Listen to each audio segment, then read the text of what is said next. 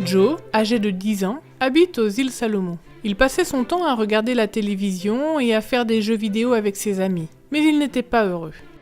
Il habitait avec sa famille dans un quartier pauvre de Honiara, capitale du Pacifique Sud. Ses voisins pratiquaient le trafic de drogue, les enfants volaient et avaient souvent affaire à la police. Sa maison servait souvent de lieu de rassemblement des garçons du voisinage. Un jour, il remarqua qu'un de ses amis n'avait pas le même langage que les autres et apprit qu'il participait chaque samedi à un club d'explorateurs. Il décida d'accompagner son ami à l'église adventiste du 7e jour pour en apprendre davantage. Très vite, il se joigna aux explorateurs et fréquenta l'église tous les sabbats. La division du Pacifique Sud organisa en Australie un camporé pour tous les explorateurs de cette division et Joe décida de s'y rendre avec les explorateurs de l'église. Il avait tellement envie d'y aller que sa mère travailla dur pour gagner son billet d'avion. Ce camporé fut pour lui une expérience merveilleuse. Quand Joe rentra chez lui et que les copains le retrouvèrent le soir, il raconta des histoires de son camporé. Elles leur plurent tellement qu'ils en réclamèrent le soir suivant. Voyant cela, Joe se dit « Mes amis aiment tellement les histoires d'explorateurs, pourquoi ne pas leur parler aussi de Jésus ?» Ainsi, chaque soir, Joe continua non seulement à raconter à ses amis des histoires d'explorateurs, mais commença à leur raconter des histoires de la Bible. Ils aimèrent tellement ces histoires qu'ils invitèrent d'autres copains du voisinage à se joindre à eux.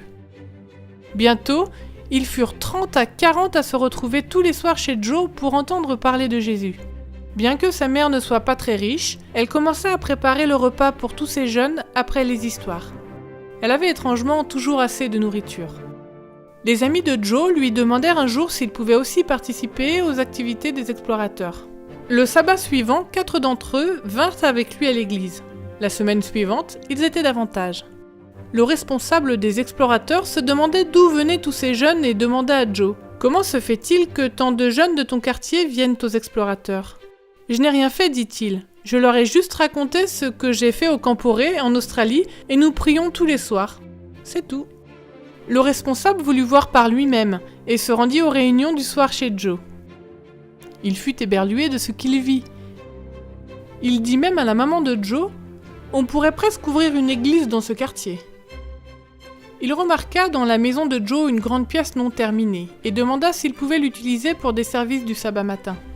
La maman accepta avec joie et le sabbat suivant, ils étaient plusieurs douzaines d'enfants du voisinage à se retrouver chez Joe pour le culte. Tous les responsables des explorateurs et leurs familles se joignirent à eux et apportèrent le repas pour tous. Quelque chose d'inattendu se produisit ainsi, à la grande joie de Joe. Sa maman demanda le baptême, puis ce fut son cousin de 20 ans et 3 de ses voisins explorateurs qui furent baptisés. Actuellement, chaque sabbat, 70 personnes se réunissent chez Joe et il est prévu d'ouvrir dans le quartier une église officielle.